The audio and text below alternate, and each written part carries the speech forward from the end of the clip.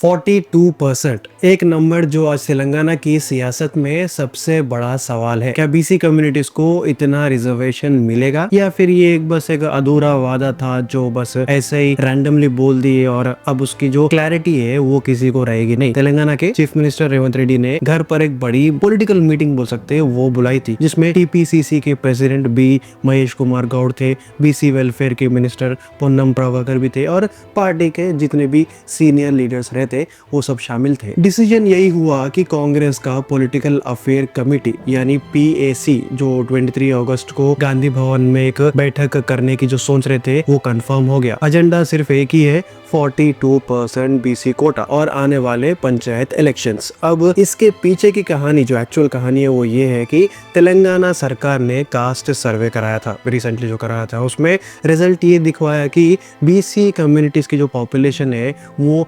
56.33% है। इसके लिए रेवंत रेड्डी ने असेंबली में एक बिल पास करवाया जिसमें रिजर्वेशन 42% तक बढ़ाना ये एक चर्चा थी, जिसके बारे में ये जो बिल था वो पास कराया। लेकिन बिल अभी तक भी राष्ट्रपति भवन में है और सेंटर से जो अप्रूवल है वो अभी तक भी पेंडिंग में है। अब इसमें हाई कोर्ट का प्रेशर भी अलग से है। कोर्ट ने कहा कि पंचायत इलेक्शंस जो है ना वो 30 सितंबर तक खत्म होने चाहिए और इलेक्शन कमीशन ये भी बोल रहा था कि कम से कम 20 दिन तो चाहिए इलेक्शंस कंडक्ट करने के लिए। मतलब सरकार के पास समय बहुत ही कम है एक्चुअल में, क्योंकि सीएम के पास है ना उसके पास अब 3 ऑप्शन ही बचे हुए रहते। जो ऑप्शन 1 है वो ये है कि प्रेसिडेंट से उनके नोड के लिए एक वेट करे, या फिर दूसरा ऑप्शन ये है कि एक गवर्नमेंट ऑर्डर जो जियो रहता वो पास कर दे और इसमें एक इम्प्लीमेंटेशन लगा दे कि रिजर्वेशन इतना है। और तीसरा ऑप्शन ये है कि अगर कुछ नहीं हुआ तो कांग्रेस पार्टी खुद अपने टिकट्स का जो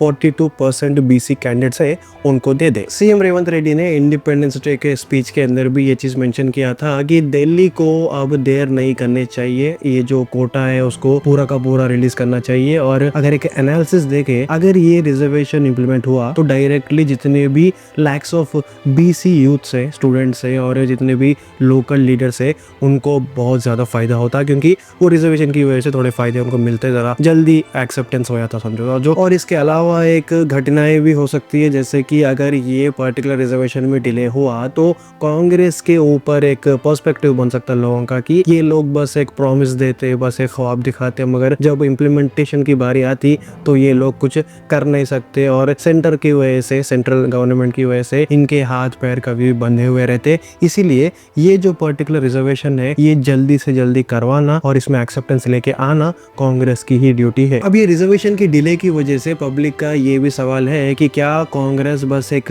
पॉलिटिकल एजेंडा ले लेके चल रही थी या फिर सच में जो पहले बोल रही थी कि एक सोशल जस्टिस है ना वो चाहिए बीसी वालों को भी, क्या उसके ऊपर अभी खड़ी हुई है या फिर ये एक ऐसा ही एजेंडा है जो बस चलता रहेगा और ये एक पॉलिटिकल गैम्बल है। क्योंकि देखो जब डिले होगा तो लोग क्वेश्चन करेंगे और क्वेश्चन आपके अगेंस्ट में ही करेंगे। तो ये जो 42% का ये जो एक नई डिबेट है तेलंगाना के अंदर ये चलती ही रहेगी और जब तक ये बीसी कोटा जो है इसके ऊपर एक प्रॉपर जियो बोल सकते हैं या फिर एक प्रॉपर रूल बोल सकते हैं, जब तक नहीं आएगा तो लोग ऐसा ही सवाल करते रहेंगे और जो सिटिंग गवर्नमेंट है उसके साथ ही करेंगे, क्योंकि वही गवर्नमेंट ने बोला था। अब इस चीज़ के बारे में आपका क्या मानना है? क्या बीसी लोगों को 42% जो बोल रहे वो मिलेगा या फिर नहीं, या फिर ये बस एक पॉलिटिकल एजेंडा है? सब कुछ कमेंट करके बोलो। जितने भी लोग नए हैं एक लाइक कर दो, सब्सक्राइब कर लो।